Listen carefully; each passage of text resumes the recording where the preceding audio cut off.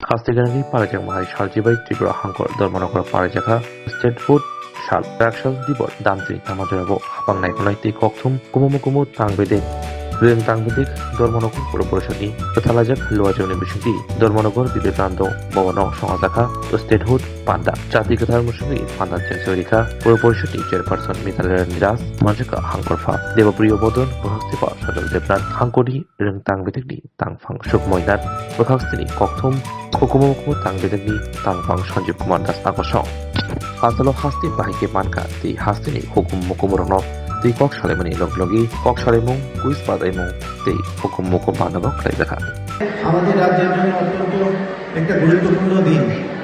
ঠিক আজকের এই দিনে 1972 সালে আমাদের এই রাজ্য পূর্ণ রাজ্যের স্বীকৃতি পেয়েছিল।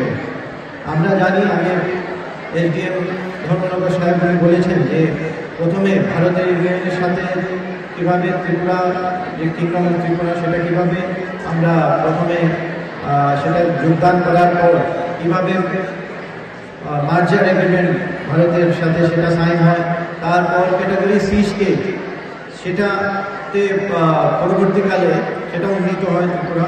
তারপর ত্রিপুরা একটা কেন্দ্রশাসিত অঞ্চল হিসাবে, তারপর ত্রিপুরা টেরিটোরিয়াল কাউন্সিল যেটা আমরা বলি, সেটার পর তারপর আমরা কীভাবে 1972 সালে পূর্ণ রাজ্যের স্বীকৃতি পাই।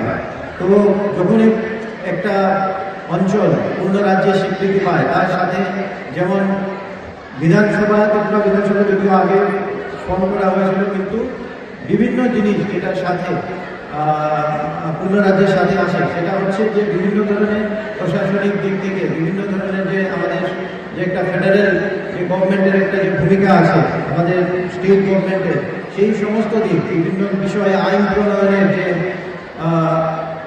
ক্ষমতা সেইগুলি কিন্তু তার সাথে সাথে রাজ্যের কাছে চলে আসে।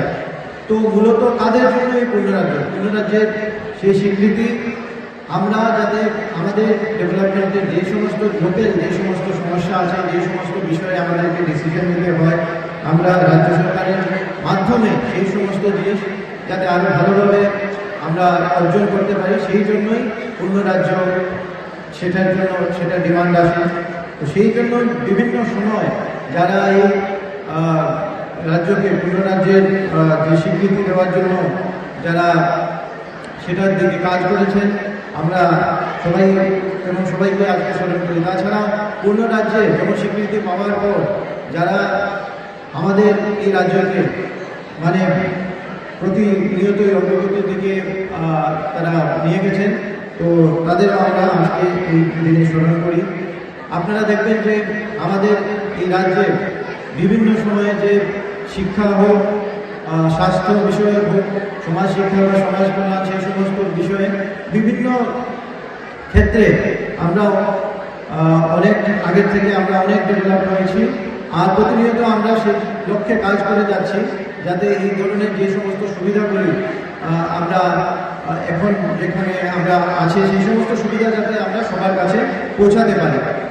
তেমনিভাবে এইমাত্র কিছুক্ষণ আসার আগে আমি আমার অফিসের সকল কর্মচারীদের যাতে আমরা ছোট্ট একটা উপহার মানে চকলেট বিতরণ করলাম সবাই। কেন অনেকে জিজ্ঞেস করেছে স্যার আজকে চকলেট কেন?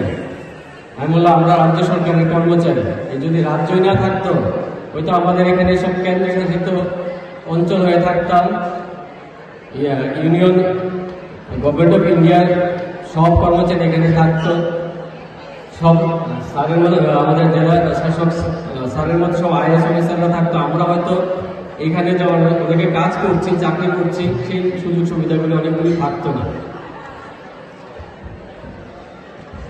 অনেকটা পথ হেঁটে এসেছি আমরা। 1949-এ ভারত ভর্তি হওয়ার প্রথমবার মানিক্য ডাইনেস্টি যে ছিল আমাদের রাজবংশ, তাদের হাত ধরে ত্রিপুরা আমরা বৃহত্তর ভারতের সাথে সংযোজন হয়। সেই থেকে অনেকগুলো যুগ পার হয়ে প্রথম কেন্দ্রশাসিত অঞ্চল, তারপর আমরা গ শ্রেণী রাজ্যের মর্যাদা পাই। তৎপশ্চাৎ 21শে জানুয়ারি 1972-এ আমরা পূর্ণ রাজ্যের মর্যাদা লাভ করি। ভারতবর্ষের মতোই আমাদের ত্রিপুরাতেও আছে অনেক বৈচিত্র্য। আমাদের এইখানে ত্রিপুরাতে আছে ভৌগোলিক বৈচিত্র্য, আছে ভাষাগত বৈচিত্র্য, জাতি উপজাতিগত বৈচিত্র্য, তারপরে আমরা অভিন্ন, আমরা ত্রিপুরা ভাষা। এবং ওই অনেকটা পথ ধরে আমরা একসাথে আসছি, মাঝে মধ্যে বিভিন্ন ধরনের প্রতিকূলতা আসে, তারপরে আমরা একসাথে শক্ত হাতে আমরা এগিয়ে এসেছি। এবং আমরা পরিসংখ্যান বলে এই 50 দশকে আমরা অনেকটা সফলতা পেয়েছি। কোন কোন ক্ষেত্রে আমরা সফলতা পেয়েছি? আমরা পিছিয়ে নেই শিক্ষাতে, আমরা পিছিয়ে নেই সংস্কৃতিতে, আমরা পিছিয়ে নেই খেলাধুলা, আমরা পিছিয়ে নেই যে সারা ভারতবর্ষের সাথে যে আমরা কম্পিটিটিভ লেভেল হোক যাই হোক, আমরা একই ধারায় আমাদের অগ্রগতি চলছে। আমাদের যোগাযোগ ব্যবস্থার বিভিন্ন প্রতিকূলতার সত্ত্বেও আমরা কম্পিট করতে পেরেছি। সারা ভারতবর্ষে যেই আবহে উন্নতি হচ্ছে সেই আবহে যাতে আমরা প্যারালালি আমরা মেনটেন করতে পারি হয়ে যাচ্ছে আমাদের সাথে।